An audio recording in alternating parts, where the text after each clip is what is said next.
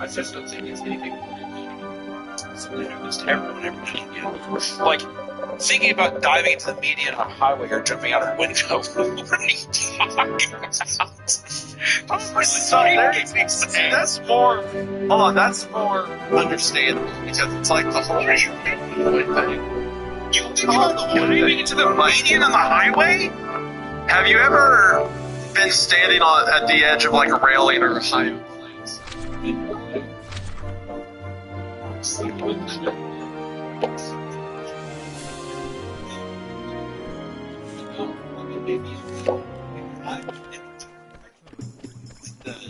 Not the wrong, maybe it was a completely normal. People have a lot of they talk about with kids, like when they're holding a kid, it's like, oh, what if I dropped it right now? It gives you like a shiver. Like, good lord. Okay, there is an argument in psychology that it comes from like prepping for worst case scenarios. So the idea when you're standing at a tall place, you're like, well, now I definitely need to not jump. So your brain relates that idea in your mind, like, what if I jumped? So that your body is like, okay, so far away from that. Same with the jump thing, and also pulling up the wrong. It always seems like weird. It almost seems like a satisfying, painful reaction or something. Like I've heard people, I think I've heard people say this about it's just like it's the exact same thing. It's like, this is definitely the kind of thing that shouldn't happen, so here's the idea of planning it in your mind. It's called, there's a psychology.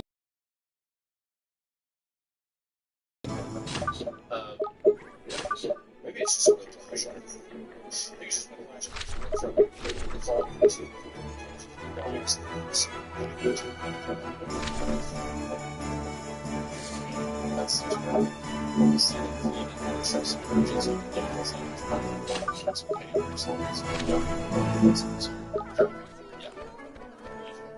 This episode is sponsored by Lola Blankets. Lola Blankets is the one blanket culture culture soft mattress. It's for years. Just buy Lola Blankets and you go to take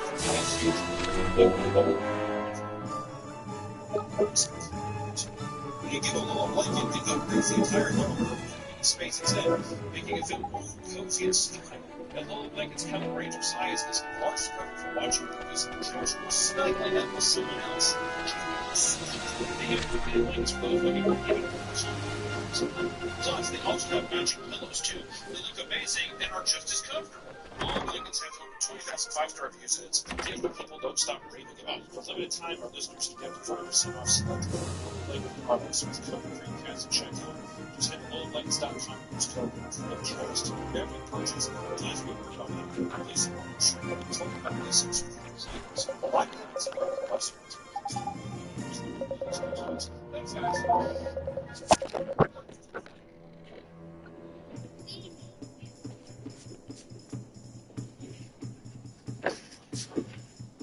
Fortnite saved the world.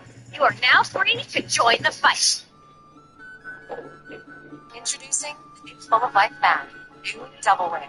Now with more colors or shades, one made for you. More wear, up to 36 hours. More dimension, more skin balance. The new double wear, only from Estee Lauder. We had no idea what we were capable of.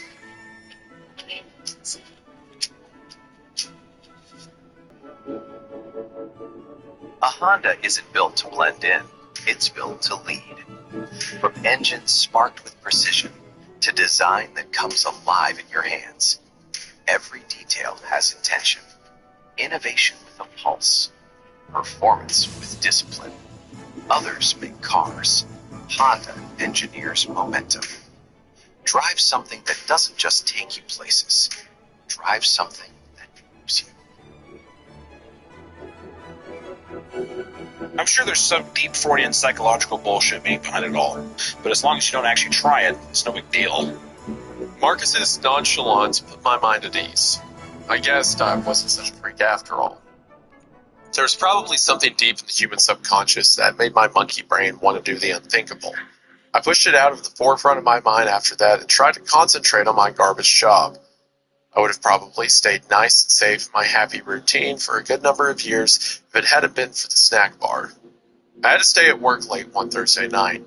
While I'd been lucky enough to get a day shift, our server had gone down and we got ridiculously packed up.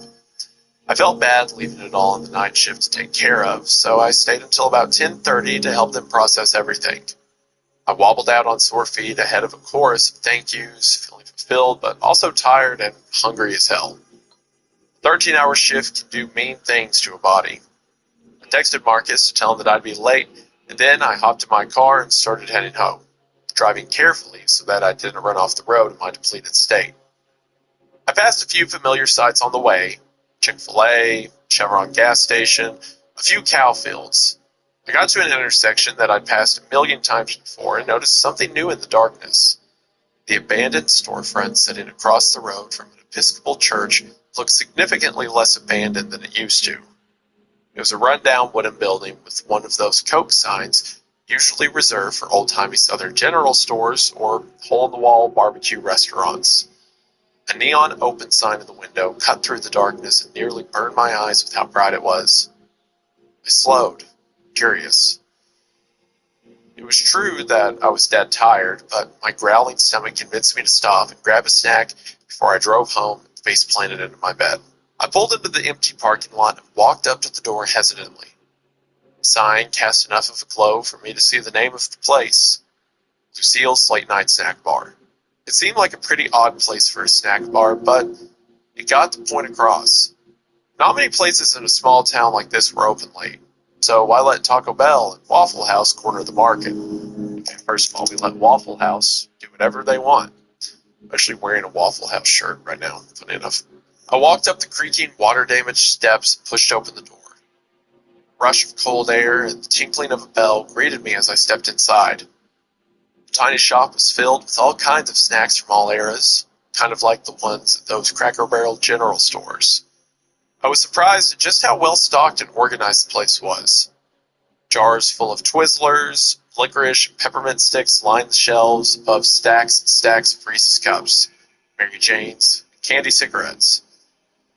Multicolored gumballs sat in their little machines, waiting for the offering of a quarter. Chips and Cracker Jacks were stuffed onto shelves so tightly that it looked like the ones in front would fall over any minute. A fridge full of a million different kinds of soda hummed in the back of the room, the light inside doing a better job illuminating the snacks that the overhead lights were doing. The flame-haired queen of this bountiful kingdom sat at the register, smacking on gum and flipping through a fashion magazine with nails nearly as long as her fingers. She hadn't even looked up when I walked in, so I cruised through the shelves unmolested. It's an interesting adjective to apply there, but all right. Damn, yeah, I was gonna say, all right.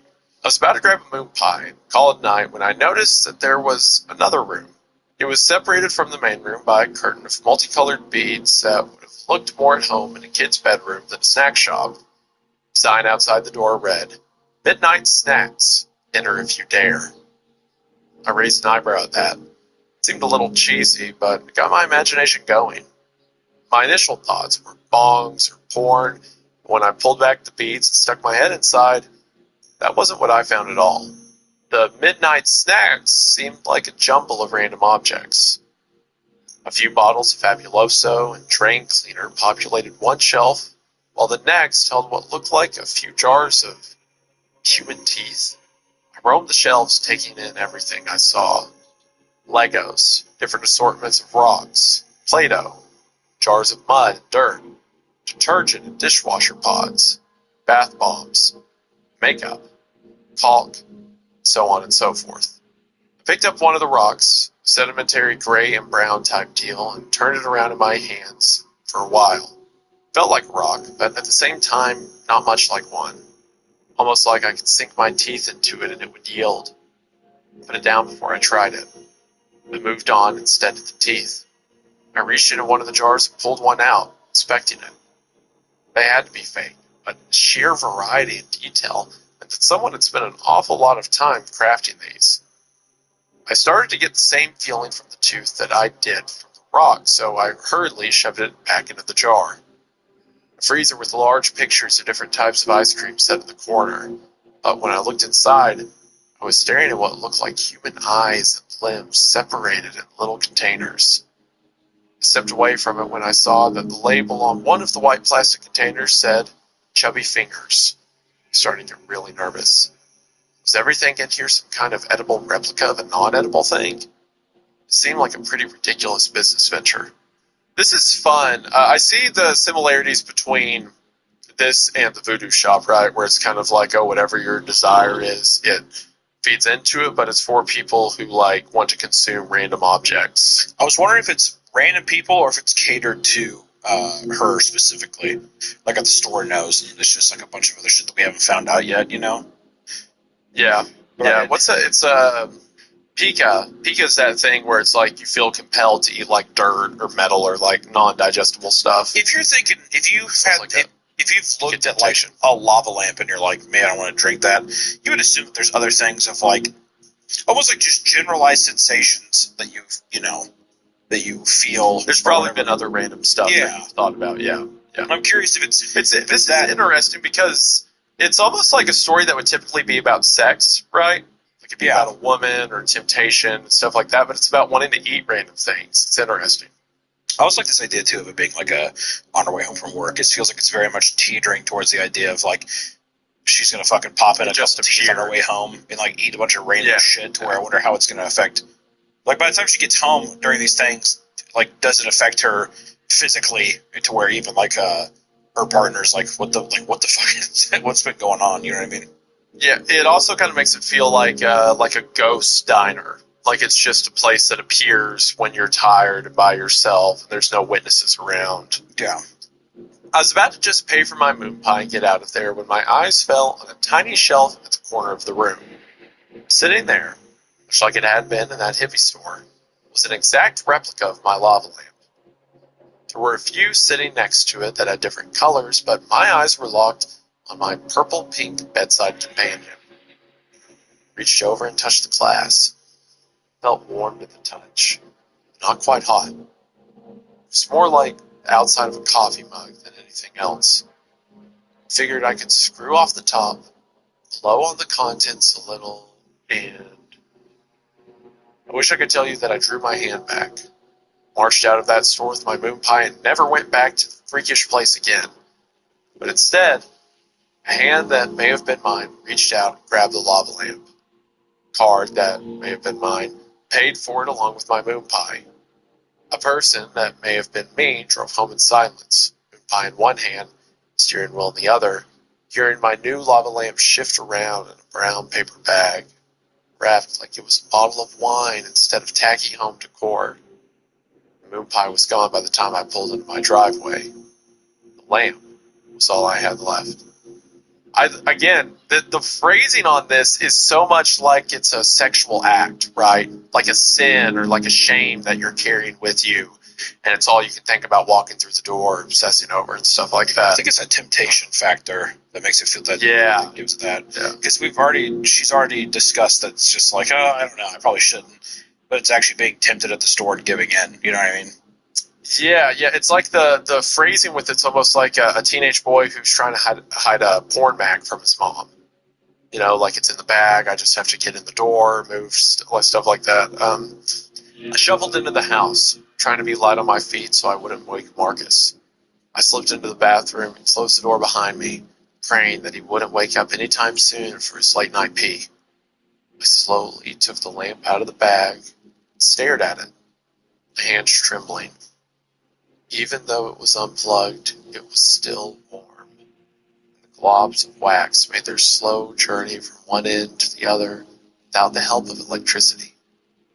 There was something deeply, deeply unnatural going on here. I wanted to question it, to go back to that store and demand some answers, but my desire to do my own experiment was growing by the second. I tried to fight through the urge, but I was tired, loopy, and that moon pie just hadn't done the job. I knew it was stupid, but it didn't really work that much. Just to try. What about actually? God. Once again, I had to lay it in my hand, and the next instant, it was lying on the back of the floor. Training is not intense.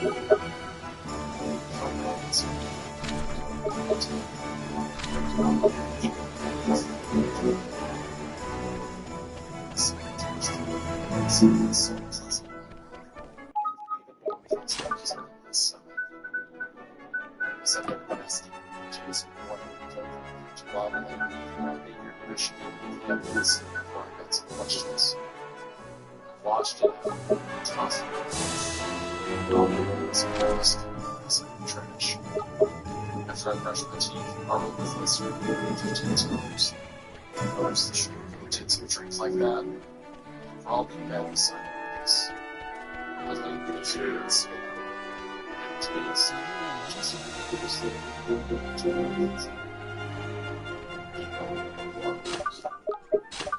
see breakfast. So I decided to ride. That's what I done last night. Mark's not to be inside.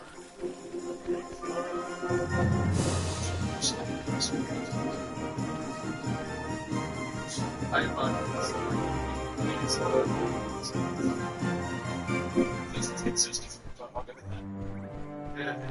it is not temporary yet. It is here to stay. Smile quickly to grab it's not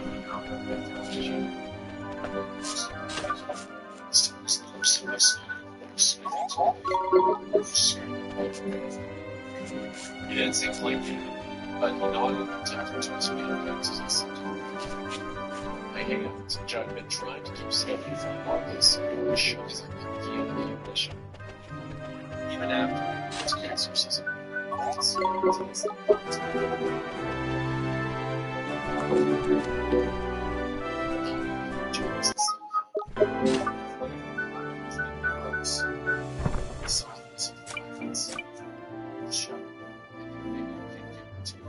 Helped overpower the taste. I drove to the Glasgow pop station, trying to focus on the it's intense. It's so friendly, private shade. Also tasty. The low wave sounds too. Like I would not expect any of those to, you know what I mean? But it's like I believe that it would. You know, it kind of just makes you question it. How much money would it take for you to drink that?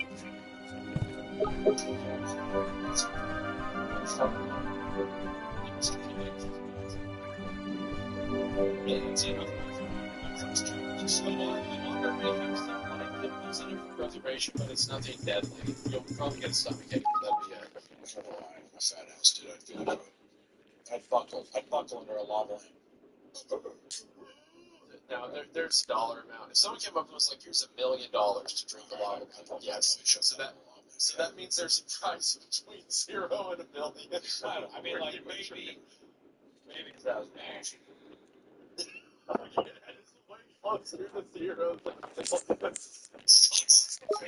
it would need to be at least, for me to finish a lava lamp, it needs to be more than 10 for I feel like I can see it probably hitting it for 1,000. Not just even 1,000.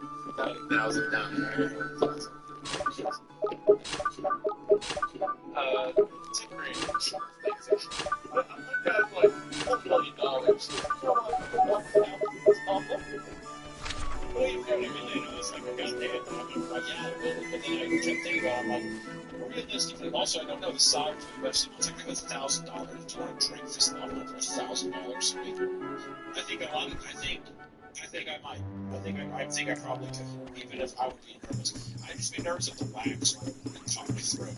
You know, I'd be like, it's not going to be like a specific big yolk. You know what I mean? Even though it's it's like a lava lamp here. And actually, looking at the size of it, it's comparable to a large water bottle. You know, they do just have a screw cap. What about trouble?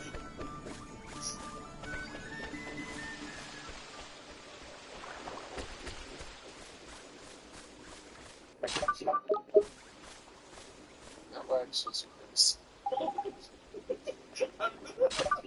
I've never thought about the logistics of eating one of these, but Oh my god, are you doing it? I say, are you doing it? No, I'm not. No, I'm not. Oh, okay. I'm just saying, I'm looking at it right now. Well, even if you want, what's that? Would you take a swig? Take a swig on camera for us, would you? No, I feel like it's bad. I think I have to break it. This is like a pop cap bottle top instead of a screw. I'm gonna have to break it to do that. What chemicals are lava lamps? Lava lamps contain two primary components: a dense colored paraffin wax, surrounding liquid, usually water, propylene glycol, or mineral oil. Oh yeah, you'd be fine with those. Should take a lot of propylene glycol, but you'd be fine. Solvents. It's used in food preservative and stuff like that. So yeah, you could need a lava lamp, no problem. Okay, I need to. Okay, I'm going to continue, alright? Work was a mess, which I was eternally grateful for. The servers were still active, chaos, and thoughts about lava lamps. I was too busy trying to figure out how to process patient information without my computer training me and bringing up weird urges. I was going to stay put as my shift like last time, but my manager seemed happy, telling me that I worked out. It wasn't that hard. As I drove home, I kept a lookout for that freaky snack place. I saw it just right down the road. I saw it. Still, it's much more nuts than past it. I stopped for it. Tasted it. My mouth started to water in response. I put my foot on the gas and sped to Chick-fil-A to pick up dinner for me and Marcus. There's nothing quite like the sweet chicken and Jesus who cleans a tainted palate. After that Jesus chicken thing, that's also millennial coded. You know what? Nothing wrong with it, dude. Nothing wrong with it. Chick-fil-A. I'm not saying that. I'm just saying, referring to it as Jesus chicken is for sure. After an 8-piece nugget meal, some white wine, and confection, and very grateful monkeys, I was feeling more or less myself again. I felt comfortably light haze of alcohol and pleasure that would let me in. Did Chick-fil-A rank it anything the fries or something like that? For sure. I just think I expected it to be high. Let's see that's what hunger hit around me. I felt the awful inflation in my stomach before I was even fully awake. I tossed and turned my eyes and never waited. And a taste of the awful my mouth fast for my control. Marcus sat next to me, completely oblivious to my torment. I checked the alarm out of the corner of my eye. Number 213 was eliminated from the line of fire, just doing nothing to help with my craving. Shit. So much for getting a good night's sleep. I snuck down to the kitchen and opened the fridge. We were well stocked thanks to the convenience of the Kroger right across the street, but nothing in there appealed to me. I knew what I really wanted, and I attempted to silence the urge with a few cookies and a glass of milk. It made me feel okay for a few minutes. As soon as I climbed back in bed, the craving hit me again. I sat there fighting back tears as a little voice in my head told me what I needed to do. It told me to get inside my car, drive to the snack bar, and get myself a bottle of the good stuff. So I that, down the lamp up in bed. I didn't want to. I really didn't want to. But at the same time, I just knew that I was crazy.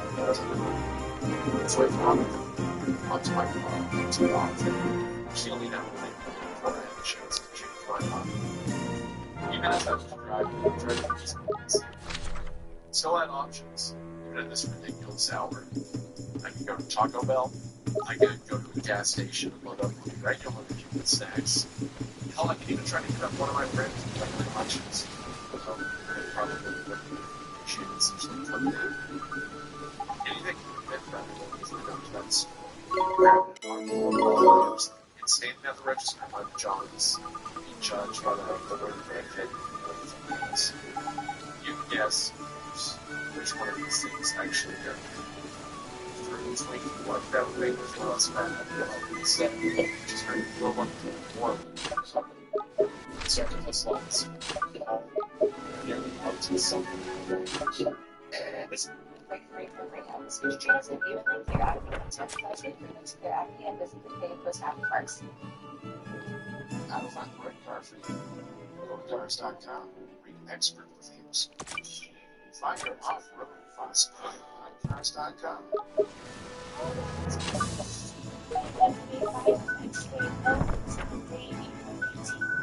To purchase your tickets, VIP tables, and inquire about sponsorship opportunities, please visit us at lifemanagement.com.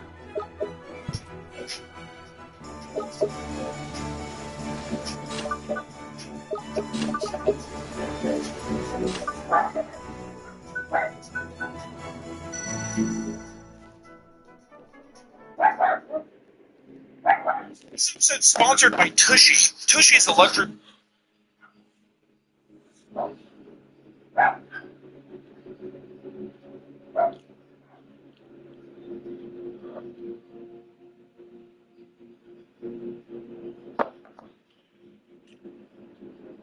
Bidet that your bathroom has been missing. Tushy e-bidets instantly modernize your daily routines and bring maximum comfort during the trips to the bathroom. Taking a stinky witch. I love my hands. It's just great and cleans them. It's awesome. My hands are exposed. I love using Tushy because it gives you 2-in-1 benefits, reducing irritation and preventing micro tears while using less toilet paper. It's great for my hand. That's the size of like a green apple jelly. Green apple jelly creature. It's antidepressant with my fingers to the top. I just really amazing. But my hands are so it's disgusting. It's weird. Jump out, angry, and then all of a sudden it goes away. So now when I wipe my ass, there's no harm. It's cleaner, healthier, and safe. Clog run.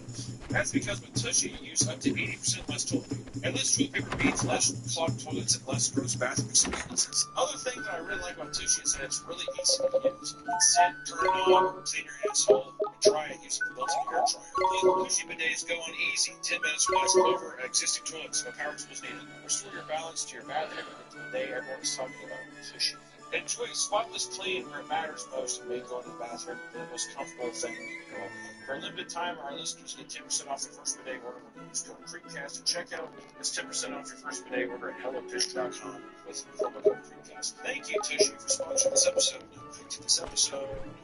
Startled, I looked up to see a stranger pop up in the pajamas, and as flustered and embarrassed as I probably looked, she mumbled something that I couldn't read it. She passed me with her head down and made me look backward. Let this person know that it's sick. Also, please always be the only person that's having the problem. I drove home with a soft voice and complaints as I think I hope you get back. Almost falling asleep, but I can't and I'm houses. Probably. Tears.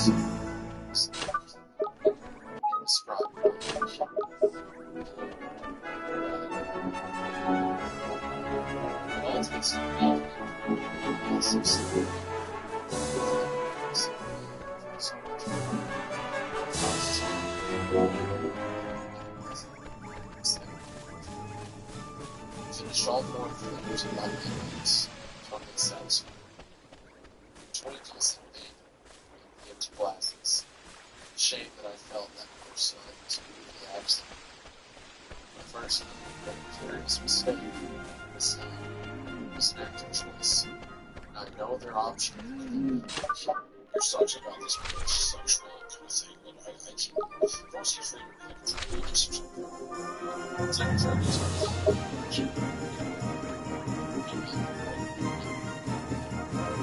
It's like a drug addict. They don't eat with the family because they're claiming that they don't have a problem, but then they binge by themselves and stuff like that. It reads like a lot of addiction, like a lot of addiction that derives from pleasure. I shoved the empty lamps in my glove compartment for lack of a better disposal idea, and went upstairs and brushed the taste and smell of their contents out of my mouth. I crawled back into bed with a snoring Marcus and Pretty soon, I drifted off, easy as ever. I really wish I could tell you that that was the last time I went, that my curiosity had been sated and I had purged whatever sick urges I'd had from my body with that last binge. But I didn't. I found myself back there again and again, sometimes in my work clothes, sometimes in my pajamas, but always late at night and always, always unbearably thirsty. I veered from my usual snacks sometimes just to see what they were like. The flavors of these things were so hard to describe. Every single thing tasted like an approximation of what it would taste like in real life. Dirt was earthy, gritty, the richness of the mineral varying by type and giving each variety a depth of flavor more complex than anything a world-famous chef could whip up. Cleaning supplies were acidic with a sharp chemical smell capable of curling your nose hairs, but a milder, fruity taste could overpower the less desirable parts of the experience, not unlike strawberries. Fun to use colors inside this. I never knew what words these I put it together. I can see the so I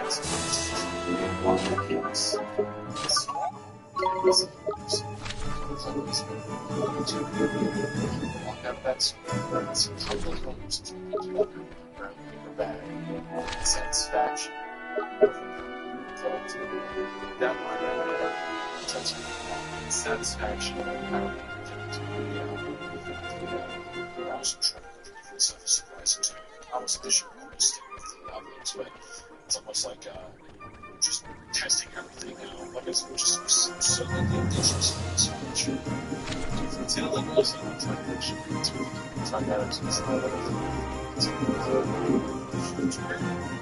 That's because it's huge. It's the psychological aspect is I'm now looking at my lava lamp and I'm like, yeah, now I'm like, okay, maybe this is good. No, I'm wondering, you could do this story again, and literally, I stopped on the side of the road and I picked up a crack.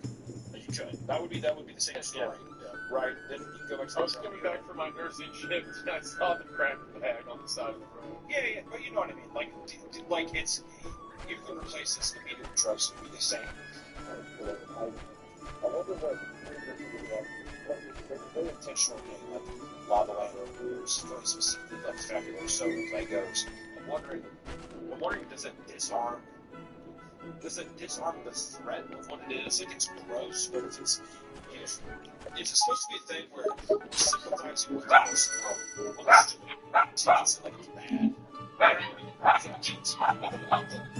bad. That's what is being implied by the author.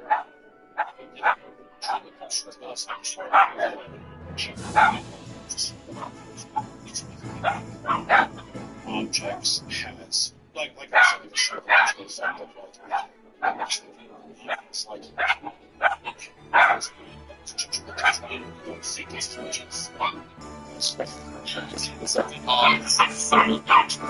Yeah. It's kind of like, I mean, honestly, the way people view food addiction a lot, where it's like, yeah,